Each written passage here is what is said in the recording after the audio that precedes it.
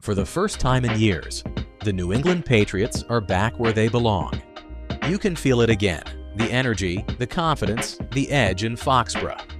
With Drake Maye at quarterback and Mike Vrabel back in the building, it feels like the start of something real. The same way Belichick and Brady built a dynasty, Maye and Vrabel are beginning their own era. Not chasing the past, redefining it. Because for a while, the Patriots lost the meaning of the Patriots. The standard, the discipline, the identity. It was gone. They stopped being the team everyone feared and turned into the team everyone circled as an easy win. That wasn't the Patriot way. That wasn't us. But in one offseason, the Crafts rebuilt the culture, piece by piece. They brought back the toughness, the pride, the accountability, the exact things that fueled this dynasty for 2 decades. Now, it finally feels like Foxborough again. This isn't nostalgia. This is the rebirth of Patriot football. I wasn't a fan of Mac since the 21 draft. It came down to Justin Fields or Mac Jones, and I was praying Fields would drop to 15. I wanted the excitement, the athleticism, the spark. But when the Bears took Fields off the board, I knew exactly what was coming next. Bill was going to do it, and he did, Mac Jones. And I hated it, because I knew exactly what Bill was trying to do. Run it back with the same kind of quarterback. Safe, smart, on schedule, but not special. And yeah, for a little while, it looked like it was working. Mac's rookie year had that old-school Patriot rhythm. The defense locked in, the run game pounded people, and he just had to keep the train on the tracks. Then there was that Monday night in Buffalo. The wind was sideways, snow flying everywhere, and Belichick said, "Fine, we'll run it every play."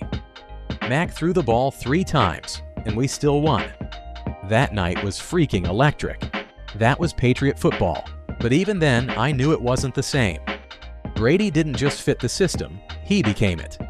Mac never had that presence. He could copy the look, but not the legacy. Then it all fell apart. Josh McDaniels left, again, and for his replacement, they had Matty P and Joe Judge running the offense, bro. A defensive coordinator and a special teams coach. Trying to reinvent offense like it's a science fair project. It was a disaster from day one. No structure, no rhythm, no identity. Every drive felt like a coin flip between a false start or a check down. Mac completely unraveled, yelling on the sidelines, slamming his helmet, body language screaming louder than any press conference ever could. And the meltdown wasn't just in Foxborough, and then came the Raiders' lateral. That was the exclamation point, the moment the dynasty officially died. No discipline, no awareness, no Patriot way, just chaos. I'll be real with you, I hated Mac from the draft. I never believed he was the guy, but even I can admit, the Patriots failed him just as much as he failed them. They didn't give him real weapons. They didn't give him a stable coaching staff. They threw him into chaos and expected him to swim. Look at him now, out in San Francisco, running Kyle Shanahan's system, looking confident, efficient, like the quarterback New England wanted him to be. That tells you everything you need to know. The talent was never the issue. The environment was. Bill Belichick's last year was a joke. The defense was a joke. Everything about that 2023 team was embarrassing. At that point, I was done. I didn't even care anymore. I stopped watching every Sunday. If you asked me to name 5 guys on the Patriots roster, rooted for my fantasy lineup, checked red zone, scrolled highlights. If you asked me to name 5 guys on the Patriots roster, I couldn't even freaking tell you. But hey, shout out Lamar Jackson for dropping a 50-burger in Week 17 and bringing me my first fantasy chip. The Patriots were breaking my heart, but Lamar was paying my slides at the bars. 4 national championship rings, 1 fantasy championship. That's the Jut Stock legacy, boys.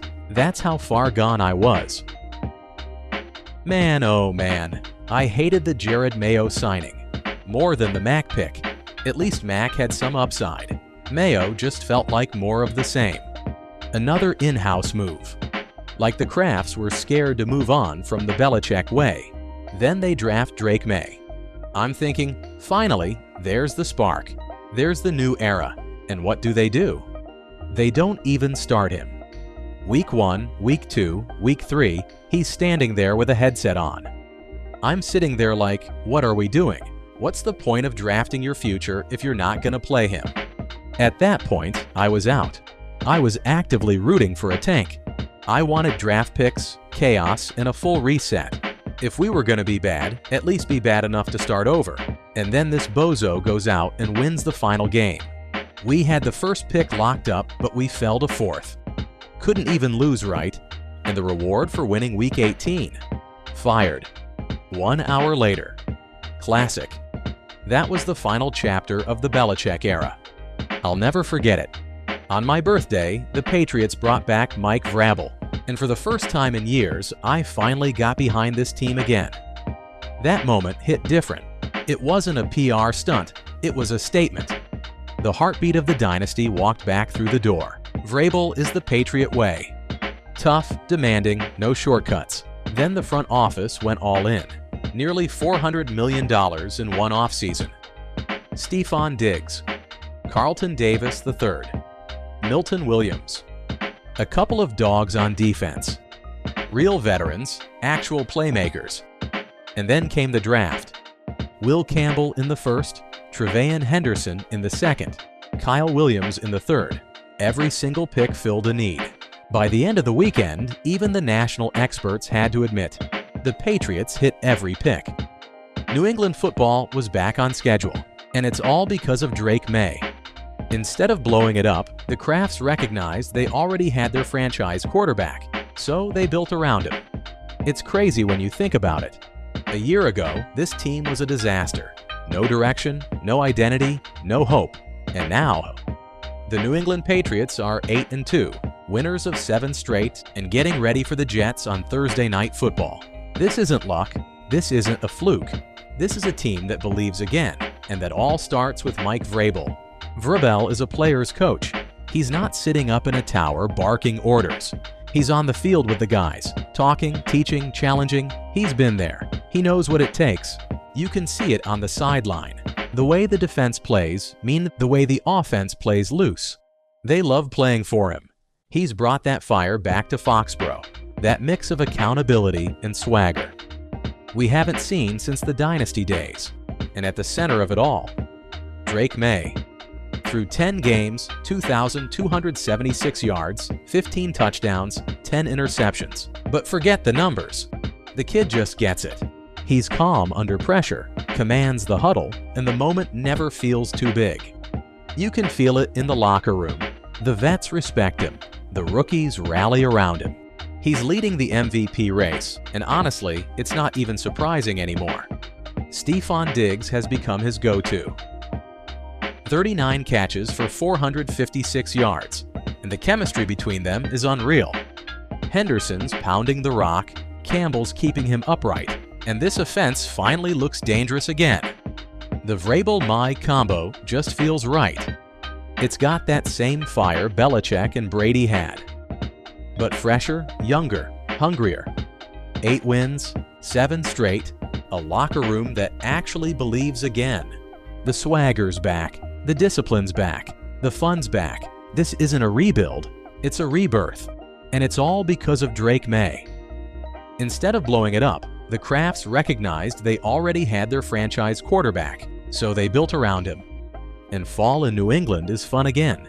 And if this run keeps up, the Patriots could roll into Thanksgiving at 10-2, owning the AFC again. And everyone knows it, because New England football is officially back.